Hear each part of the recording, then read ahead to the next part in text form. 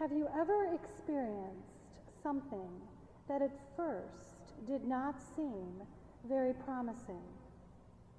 Maybe it was a new job, a new romantic relationship or friendship, a new hobby, a new recipe, a new class at school, a new television series or movie to watch, a new church to attend. At first, you think, this is going nowhere. But after a while, you begin to realize that there is something to this. What I'm talking about is a phenomenon called inauspicious beginnings.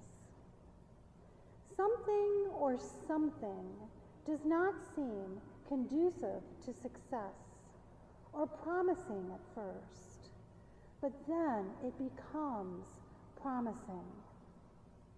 Today, I want us to reflect on those times in our lives when we experienced beginnings without much promise, and yet it turned out much better than we expected, when we can honestly say, no one saw that coming. I'm asking you to do this because an openness to unpromising beginnings is what we mean when we say we need to be open to the Spirit. We need to be open to the Spirit in our personal lives and in the life of this congregation, even if it seems like we're going nowheresville, like the hippies used to say back in the 60s. Here's the thing about beginnings that do not hold much promise. They have been around since the beginning. According to people who study this sort of thing, no one saw the universe coming other than maybe God. The odds were against its formation.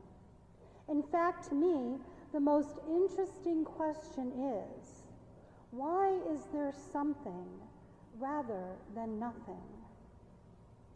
So, what was the beginning of the universe like a mere 13.8 billion years ago?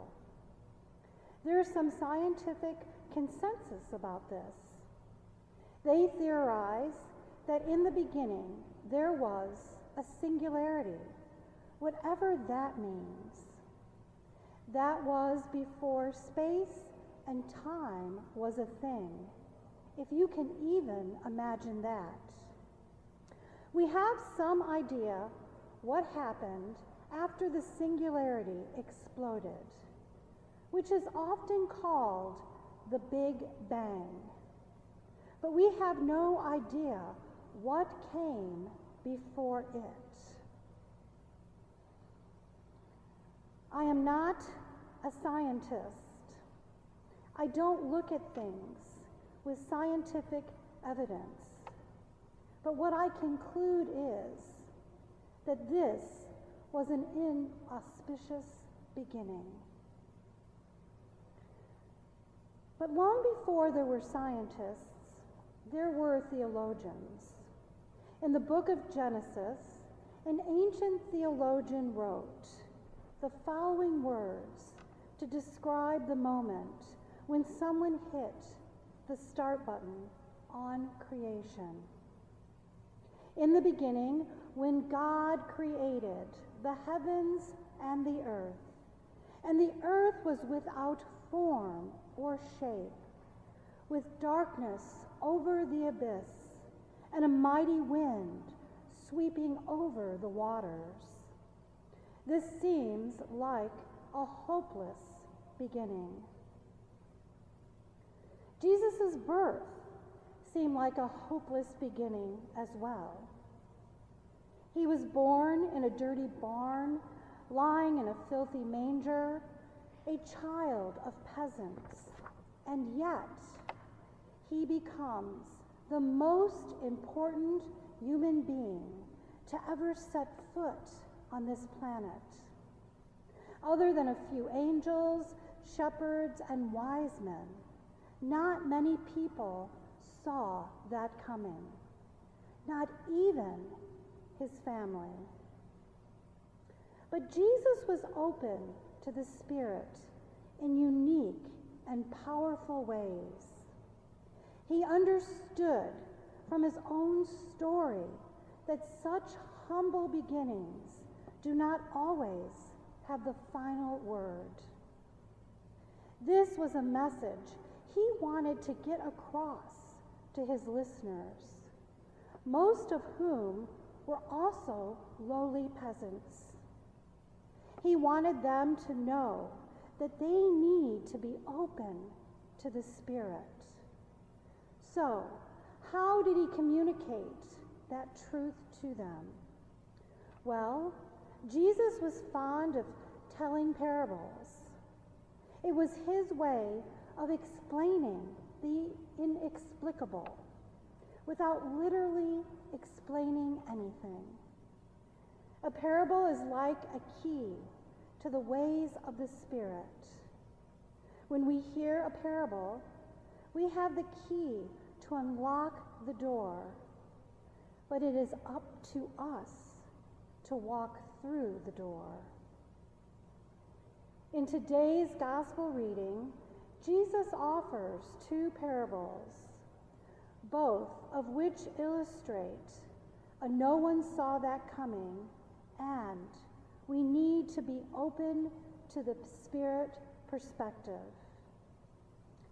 In the first parable, Jesus compares the kingdom of God to the seeds that are haphazardly scattered on the ground. Not a very promising way to start a crop. And yet, the seeds sprout and yield the blades, then the ears, and then the full grain in the ears. From the random way that crop began, no one would ever seen that coming. In the second parable, he famously compares the kingdom of God to a tiny mustard seed that eventually becomes a big shrub with large branches, large enough for birds to make nests. From the size of that seed, no one would have seen that coming either. These two parables make more sense when we consider Jesus' original audience. He is sharing these parables with poor, dirty, hungry, ignorant, hopeless, unpromising, unsuccessful peasants.